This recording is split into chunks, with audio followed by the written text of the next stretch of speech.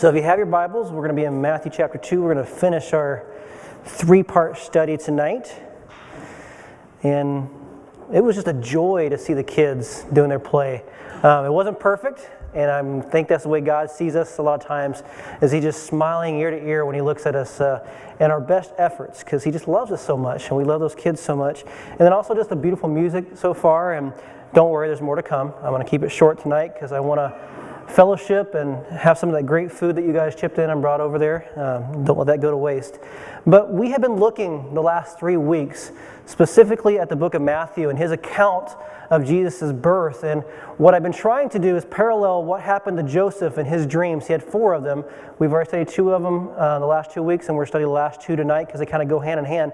But I've been paralleling those, what happened to Joseph when Jesus appeared on the scene, how his life changed drastically, to how does that look like for us today as Christians, as believers. How does our life change? And I love the skits, even though we had an actress call out sick tonight and we put things together at the last moment, but it still turned out beautiful, because my hope in doing that was to allow you guys to see the raw emotion and the struggle that this beautiful picture, when we think of all the Christmas lights and the nativities in the front yard and all these things, we think of it so beautiful and innocent, but yet there was struggle that surrounded all of Jesus' life, even from birth.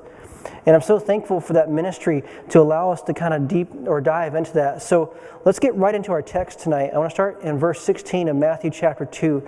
So again, we had Jesus is born. The first dream taught us that when Jesus appeared to Joseph, it changed his relationships. He could only love so much because why? What Mary, when she came back and she was pregnant from visiting her cousin, it was too much. He couldn't love her enough. He said, I'm going to privately divorce her. But God spoke to him in a dream and said, no, don't be afraid. I'm with you. Emmanuel is what he called the boy that was going to be born to him, or born to Mary. And he said, that means God is with us. So he's telling Joseph, I'm with you. Don't be afraid. You can love Mary. You can love others more than you can even possibly imagine.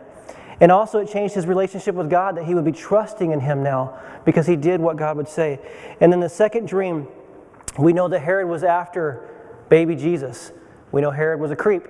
He was a special kind of creep, and he had a tendency to kill anyone who posed a threat to him. So he tells Joseph in a second dream, look, Herod's after the boy. I want you to go to Egypt. Go back into the land that I delivered your people from of slavery and bondage. And don't be afraid, because God is with you. I will send you that. And it just taught us in our own Christian walk that God, when Jesus comes into our lives, it changes our citizenship. We're no longer part of this world. We're in it, but we're not of it. So when He tells us to go, we can go. When He tells us to go love a people that is still in slavery and bondage around us, we can love them in such a way.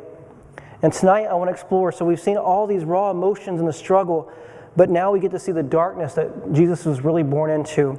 And in verse 16 it starts out saying, then Herod, when he saw that he had been tricked by the wise man, became furious, and he sent and killed all the male children in Bethlehem and all that region who were 2 years old or under, according to the time that he had ascertained from the wise men. Then was fulfilled what was spoken by the prophet Jeremiah, a voice heard in Ramah, weeping and loud lamentation. Rachel weeping for her children. She refused to be comforted because they are no more.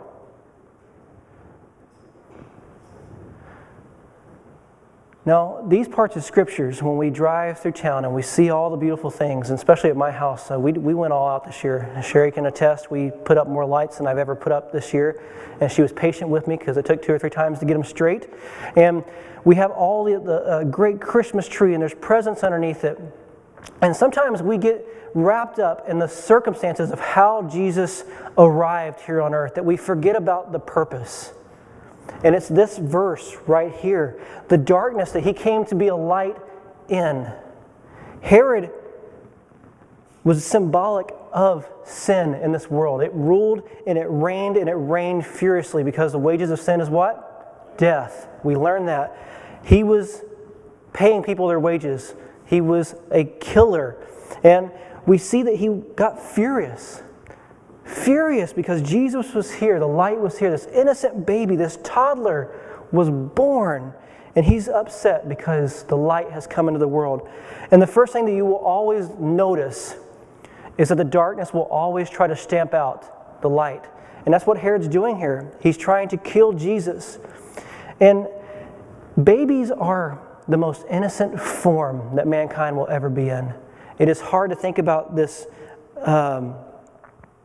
devastating blow to such a screaming of moms that they could hear it 11 miles away from Bethlehem in Ramah.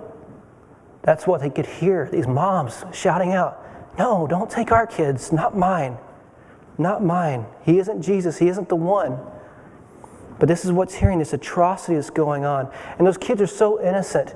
And I think of what Jesus actually said to us in Matthew 18, 2-4. He says, "And calling to him a child, he put him in the midst of them and said, 'Truly I say to you, unless you turn and become like children, you will never enter the kingdom of heaven. Whoever humbles himself like this child is the greatest in the kingdom of heaven.'" And the little beautiful little girl that was been here the whole time, I was thinking of her. And even if you were really upset, if you just were having a horrible day and she just kind of waddled up to you and smiled and just waved at you, what do? This smile just comes on you.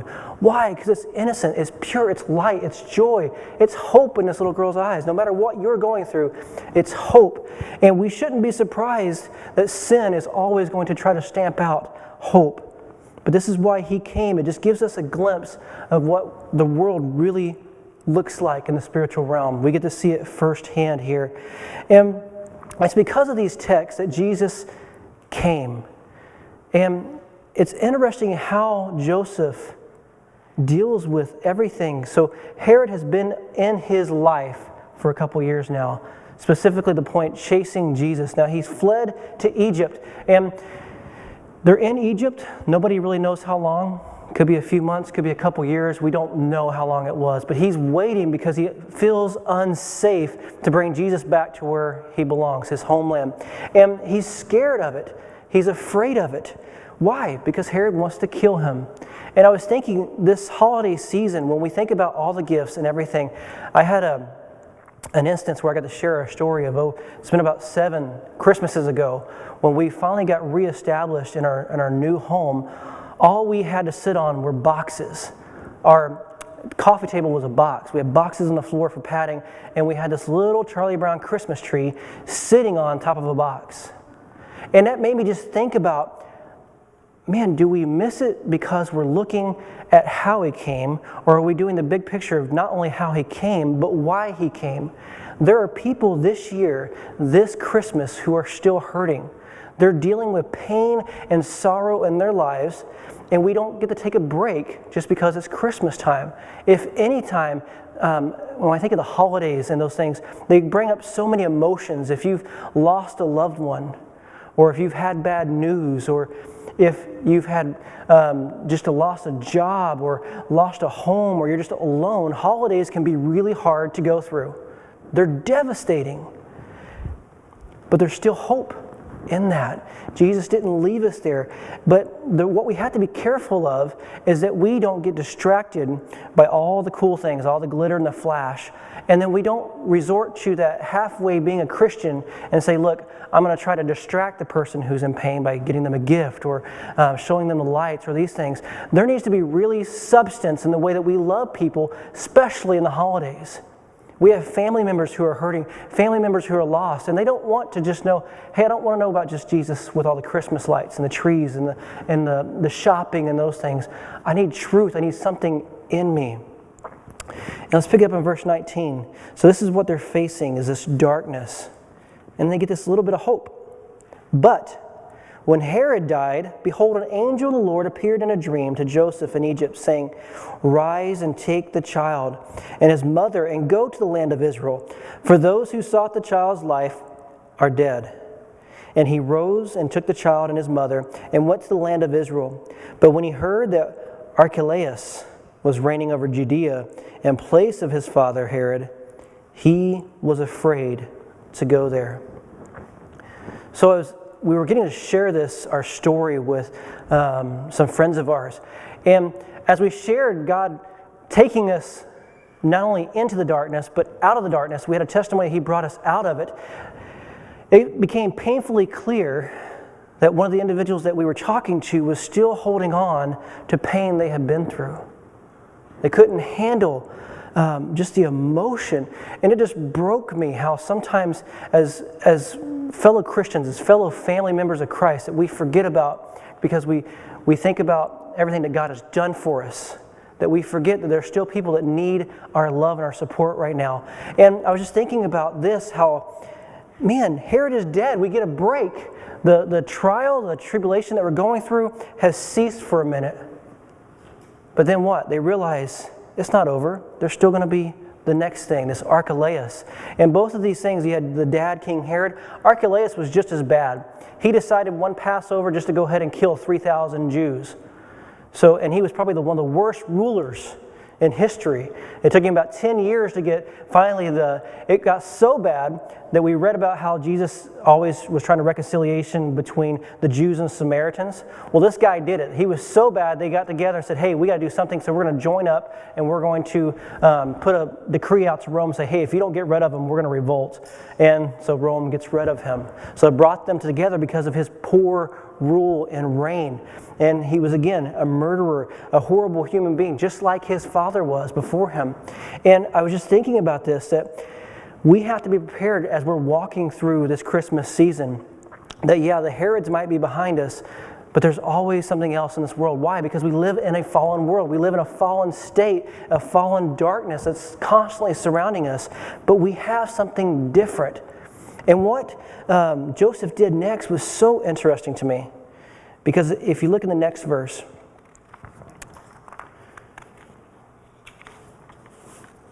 it says, in being warned in a dream, he withdrew to the district of Galilee. Now, how many of you have ever been in a bad situation and your life is on the line, your kids' lives are probably on the line, your wife's life is on the line, everybody that you love and cherish is in jeopardy, and you go to sleep? You take a nap. How many of you have ever done that? I have not. I have never had that ability to do that. I'm always worrying or concerned. But Joseph did something here that was so interesting to me. Instead of being worried about it, he showed that he was afraid because of this rule, this person. He knew that death brings sin. This man could bring death with him. But he was not afraid of the death as much as he was resting in God. He rested in him. He waited on him, saying, look, I see the circumstances, and I know my weakness. I know the pain that I feel from all the children who just died. I know there's nothing I can do that if he turns the sword against me that I can do to protect Jesus in this instance. I can't protect Mary. I can't protect the new little ones that we have alongside of us, probably James and Jude. I don't have the ability to do this. I'm just a man. This guy is too much. But I know someone who can overcome it. And he rests in the Lord. He goes to sleep, and he doesn't move until he hears from him. And it says in verse 23, and he went and lived in a city called Nazareth, so that what was spoken by the prophets might be fulfilled, that he would be called a Nazarene. Now, what really got me struggling with this message this week was, I think it was on Monday, we had just put the kids down for bed, and Nathaniel is notorious for coming out and just kind of checking on us. You'll see him come down the stairs, and he'll poke his head around just to see if we're still awake or what we're doing. But this time he turned around and he poked his head down the stairs, and I saw him, and there was just something different. The look on his face was different. He wasn't just seeing where we were. He needed us. So I said, hey, let's go back up to your room and we'll go back to bed. And I went up and I sat on the bed with him. And for a quick moment, he had the covers off of him. And I said, what's going on? And then all of a sudden, he just pulls the covers over his head. And I'm like, what in the world is going on? Did he have a bad dream? Is he upset? And all of a sudden, these little sobs, these little tears start coming out. So I put my hand on him and I rested on him for a second. I said, Nathaniel, what's going on? And he said, Dad, I'm worried about when you and Mom are no longer around. What's going to happen to me when you die? Now, think about this for a minute. This is in the middle of the holiday season. This is the middle of all the great things that I just described as going on at the house. But yet he is not distracted by these things. He has a need to have an answer for a question that's longing in him, that he's got pain over, saying, I don't know what's going to happen to me when you guys die. And I'll tell you for a second, for that brief moment, I was actually worried, okay, what is going to happen to him when Sherry and I are not around? Who's going to protect him? Who's going to keep him? And just as gentle as I had my hand on him, I felt the Holy Spirit just put his hand on my back. So just like physically I'm his dad comforting him, my Heavenly Father was comforting him, saying, don't worry about that. That's not yours. He's mine. I'm going to take care of him. Even when you're gone, I have watched him and loved him even more than you can imagine. And for a brief moment, I was in doubt, but then God relieved that. And there are so many that we need to be looking for this holiday season that need that comfort. And I know so many of you so well that you're still going through some of these things, and you need to hear this. And this third thing of what was so important about this dream that it showed to me. Now remember, he wanted to go home. Remember, he said, I go to Israel, and he was excited. But Jesus had a final destination for him. It wasn't the one he was looking for. It wasn't the one that would keep him safe, but he had a final place for his father Joseph. And that reminds us, as we are Christians, we don't have an ending resting place that's just the grave. We don't have an ending that's just all darkness. We have somewhere a final destination that is greater than that. And this reminded me, as we're loving on individuals this year, and there are going to be people asking us, well, where is Jesus? Where is God? Does he love me? Does he care about me? And I love that one of the first messages that Jesus taught after all this is in Matthew 5. It's one of the most beautiful Sermon on the Mount. It was the Beatitudes that he taught to everyone. But he would say things as he saw the crowds coming. He wanted to answer their questions. He knows their thoughts. So he starts teaching, and he opens his mouth, and he says, blessed are the poor in spirit, for theirs is the kingdom of heaven. Blessed are those who mourn, for they shall be comforted. Blessed are the meek, for they shall inherit the earth. And he just goes on and on. And it allows me to understand that Jesus knew that we live in darkness. We have darkness surrounding us. And he said, I know that. That's why I came. That's the purpose I came.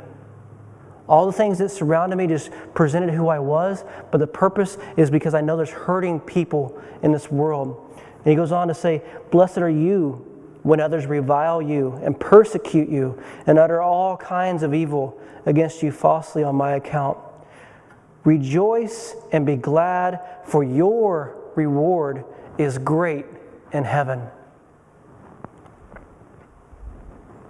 When everything else is stripped, when everything else is gone, when friends are no longer there, when family is no longer there, I was thinking of Nathaniel, and every time I said, well, hey, if we pass, Grandma and Grandpa will be there, Nanny and Papa will be there. Well, he's like, well, what if they're getting too old? What if they won't be there anymore? Well, I said, well, Lily will be there, and Silas will be there, your brother and sister, and they'll be with you, and your cousins are your same age. And he says, I know they'll all die one day. I know we all, what comfort do I have? And the only thing that comforted him, this little 9-year-old boy in the dark, was reminding him, this isn't it. This world doesn't have everything that we need or offer us. We have a final resting place, and it's with him. It's in his arms. And he has all this in his hands. And I was thinking this holiday season, I love the stories about the Christmas lights and what they mean, that they're the light of the world coming in, the candy cane, the red and white stripes reminding us of Jesus and what he did. But when he finishes his talk at the Beatitudes, he tells them a couple of different stories. He says, first of all, you're the salt of the earth. You're here for a reason. And then he goes into, you are the light of the world. And if a great light is set up on a hill, you can't block it out. It's designed to do what it's supposed to do. And he says, you likewise, in the same way, let your light shine before others so they may see your good works. And it's not about the good works, because I love how he finishes it. So when they see the good works, they give glory to your Father who is in heaven.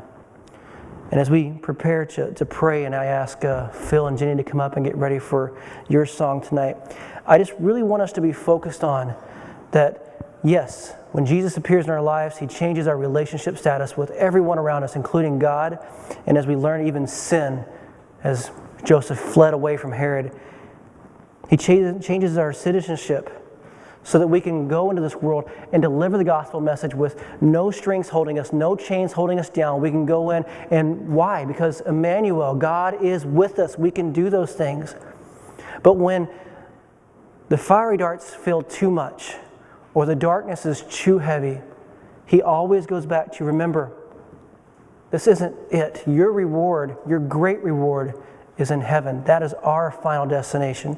So as we look at these last two dreams, remember that Jesus appeared and changes our final destination. Let's pray.